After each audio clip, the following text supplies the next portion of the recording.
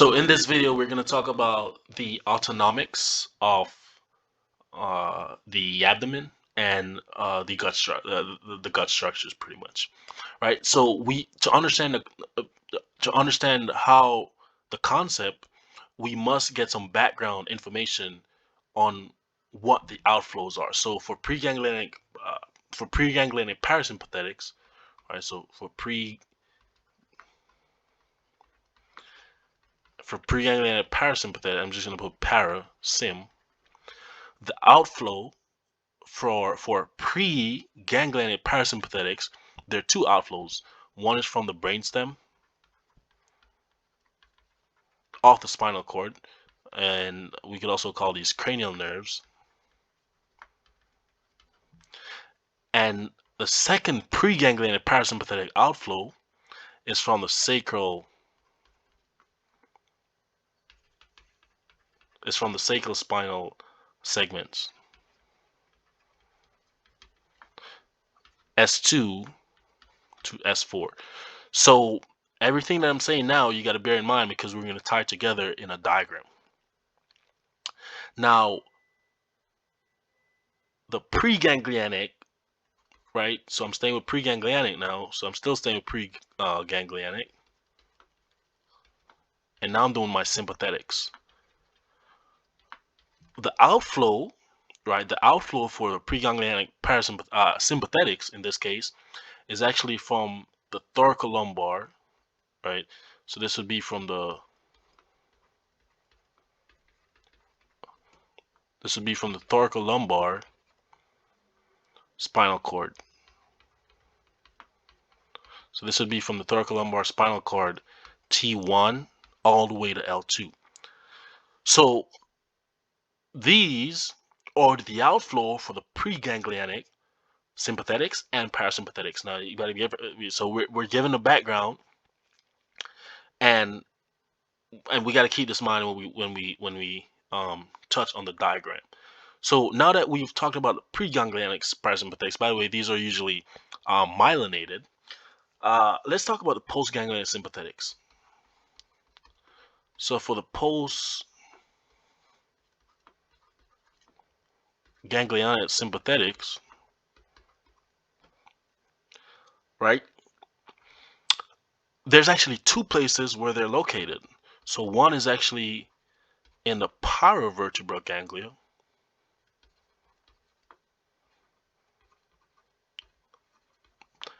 ganglia. This is also called a chain, right? It's also called a chain ganglia. And you have a pre-aortic or prevertebral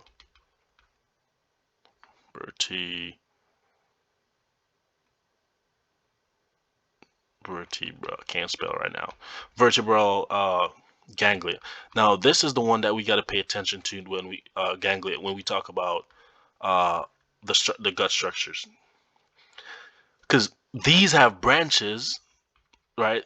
The pre-aortic or prevertebral ganglia, these have branches off the abdominal aorta. So I'm just gonna put AA for the abdominal aorta, and these are your celiac,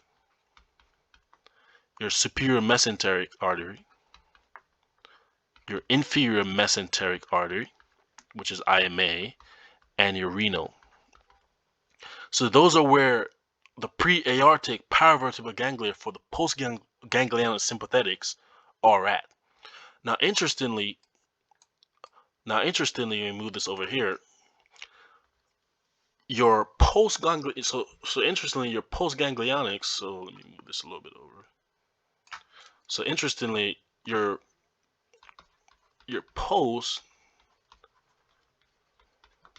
postganglionic parasympathetics, the receptors for these are actually found near the organs themselves. So found near the organs themselves, or scattered throughout. All right, and so we have a background now. So let's take a look at something that's very important. So here I have the spinal cord, and I should denote that my red line is my visceral efferents, right? So the red line coming out from this, coming on from the GI tract, going all the way through the ganglia and going back to the spinal cord, this is actually my visceral efferents. Now, the green is my somatic afferents. So the green is my somatic afferents, and these are usually from areas of like the skin, tendons, joints, right? Now these pains are usually more sharper. For example, in the case of appendicitis, where you know doing a rebound tenderness on the skin give you that sharp pain, versus a visceral pain from the inflamed organ itself, which would be much more less. So the idea that I want you to take away from here is that, remember we spoke about the preganglionic, sympathetics, leaving they have an outflow from the lateral horn of the spinal cord, which I have here in white. So let me turn them. So which I have here in white. So they come from the lateral horn of the spinal cord, and they travel all the way coming into the ganglia through the white ray communicans, passes out the ganglia, and synapse at the pre-aortic ganglia. So this is what we spoke about as the important one for the post-ganglionic sympathetics. So in this case, this would be my pre-aortic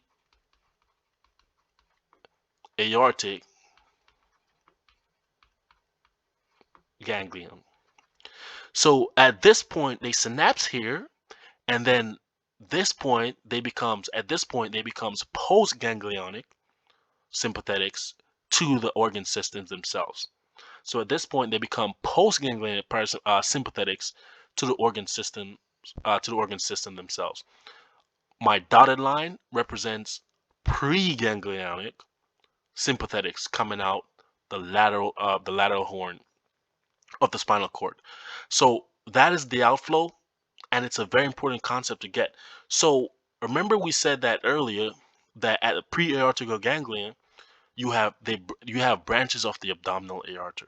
So I kind of have it over here, and it's the celiac, the superior mesenteric artery, the inferior mesenteric artery, and the renal artery.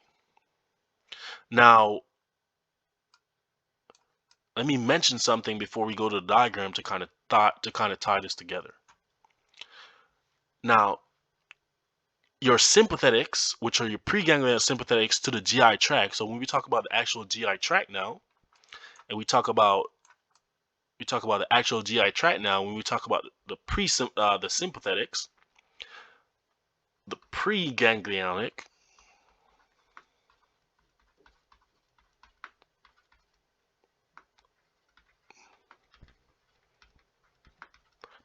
sympathetics to the GI tract, we have 4. So we have a greater splanchnic. Splanchnic, you get the idea. I'm not going to worry about spelling it right now. And this is from the T5 to T9. Now, importantly, this synapses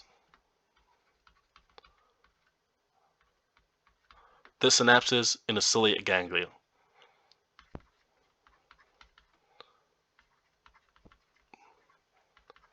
We must keep this in mind. Now, the lesser splanchnics, and again, these are preganglionic sympathetics to the GI system. The lesser splanchnics, these are from T10 to 11, and these synapses, I'm just gonna not write all of that, but these synapses in the aortico-renal ganglion. Aortico-renal ganglion.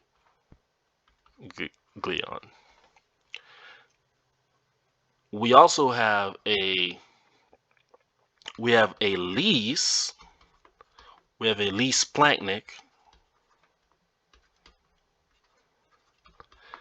and this is just T12, and this synapse in the renal plexus. The last one we have is the lumbar splanchniks.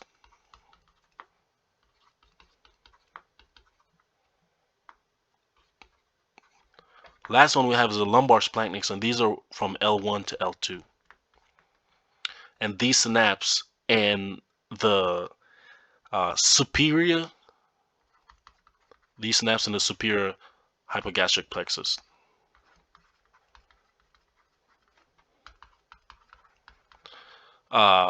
We also call this the intermesenteric. We also call it an intermesenteric. Okay, so these are my pre-ganglionic sympathetics to the GI system.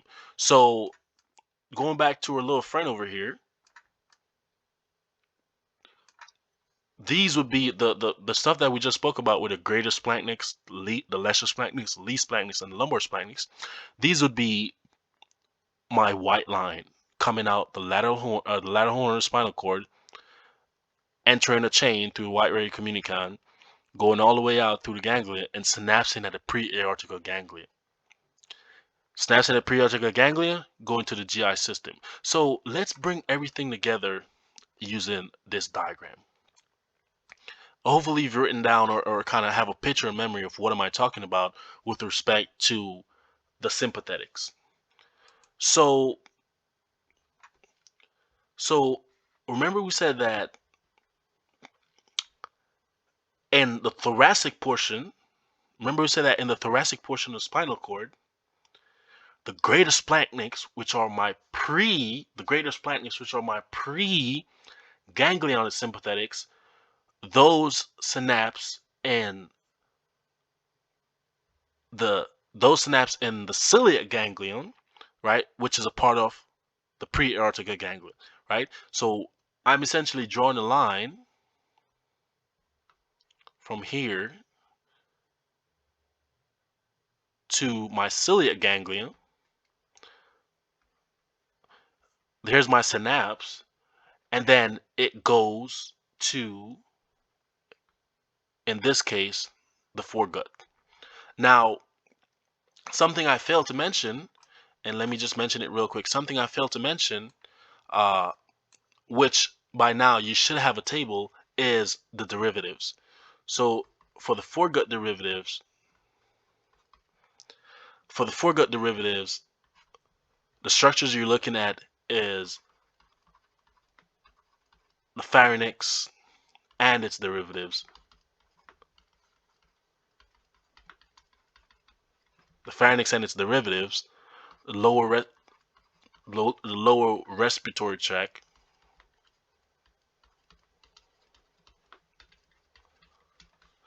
we also have the esophagus,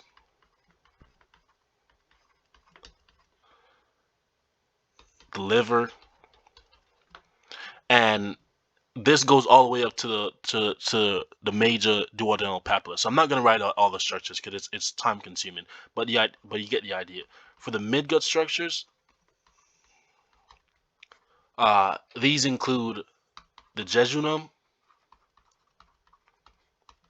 ileum, the cecum,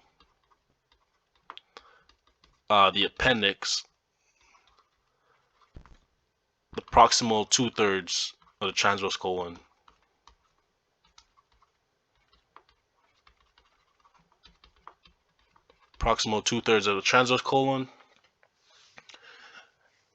and we talk about the cecum, the appendix, and again it starts from the distal to the major duodenal papilla. For the hindgut structures, and again I'm not writing out all the foregut structure, the midgut structure, I'm giving just most of the examples that you will see. It actually starts from the 1/3 of the transverse colon,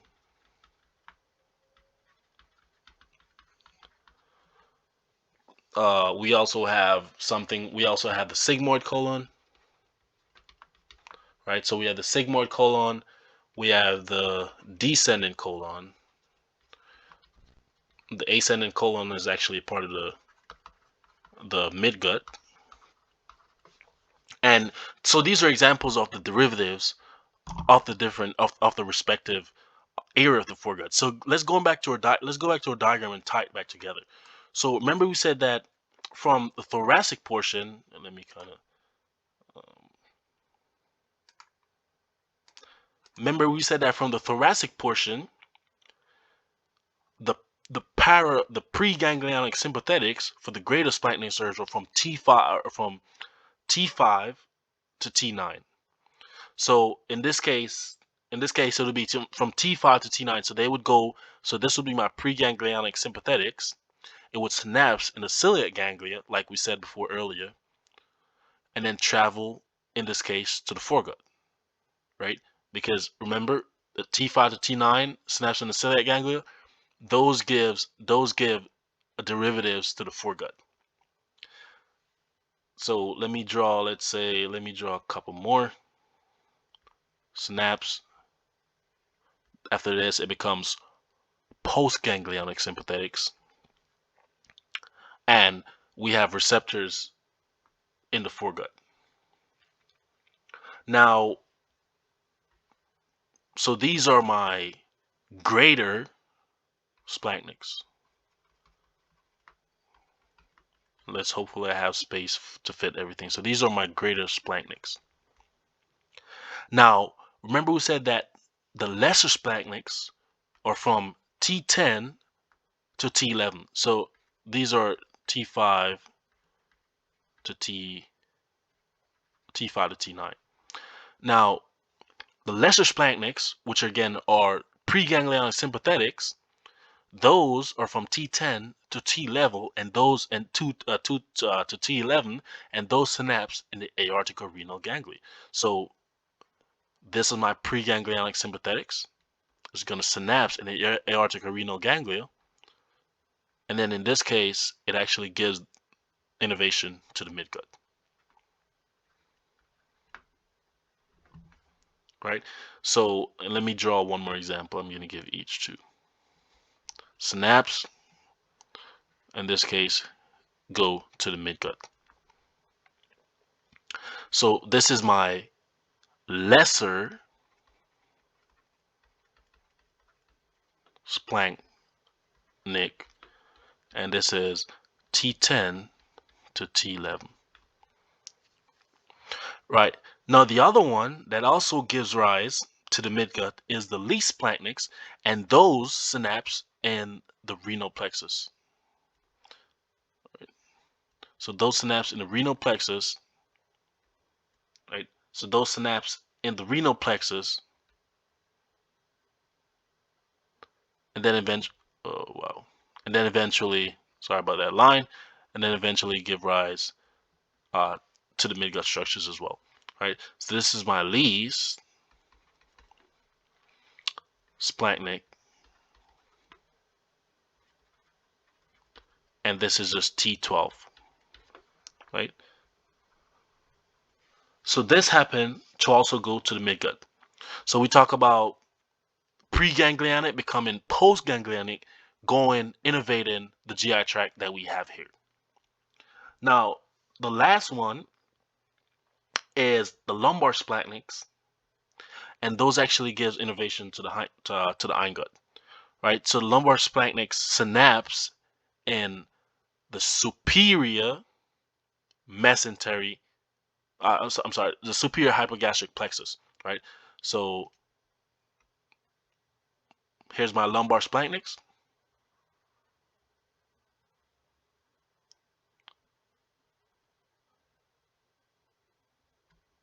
So here's my lumbar splatniks. They're going to synapse in the superior hypogastric plexus, which is somewhere around here in the abdominal aorta, and then give rise to the foregut. Now, these are my lumbar splatniks, and this is from L1 to L2. So the four that we've talked about are my preganglionic sympathetics to the GI system, innervating the different structures. Now, remember I said early in the video, we talked about early in the video that the postganglionic parasympathetics, the receptors for them are actually found in the organs, right? That's what we talked about. So let's put that on the diagram to kind of illustrate what we mean by that. And remember we said that we said that parasympathetics, they have two outflows, right? So remember we said that parasympathetics, they have two outflows. They have one from the brainstem and one from the sacral segment, the sacral segment of the spinal cord, right? So from the brainstem coming out, the preganglionic sympathetics, preganglionic parasympathetics are going to go all the way out. They're not going to synapse. They're going to go all the way out to the receptors. They go all the way out to the receptors near the body wall structures. So it will have, they will synapse near the body wall structures, and that's what we mean. Now, remember we said that there's two outflows. So there's one from the brainstem, which we also call the cranial nerves, and then we have one from the sacral segment, right? So we could make a drawing that goes all the way up. Remember they pass through, well, in this case, the lumbar segment passed through the inferior mesenteric plexus, but, or parasympathetics also goes, again, near the receptors are in near the body wall structures, and so they'll pretty much synapse near the target organs, right? So you can see that we have the two parasympathetic outflow, and we've pretty much filled in or sympathetic tree. So that's what we mean by that. This is pretty much the autonomics of the abdomen. Now, there's one important concept that I want to kind of summarize everything with, and I'm going to speak about it I'm going to speak about clinical examples in another video. So the visceral efferent fibers that mediate pain sensation, right? So example could be like ischemia or inflammation. They travel with sympathetics until the midpoint of the sigmoid colon, where they then becomes parasympathetics, right? So this is what I'm saying. Here's the visceral efferents, and you can see they eventually meet up and they travel with the sympathetics going to the target organs. So here's a summary that I want you to take away from this. So we just said they travel together. So therefore, if you know the preganglionic sympathetic supply to a particular organ, you should be able to determine where in the body pain from those organs will refer to. That is a massive statement, right? That is a massive statement. So example, what I'm saying is that an example would be of the foregut structures, right? So if you have an inflammation, let's say the gallbladder or something like that from the foregut, the perceived pain will be an epigastric upper quadrant pain following the sympathetics T5 to T9. It's a very important concept that you get. I'm going to give you a clinical example in the next video.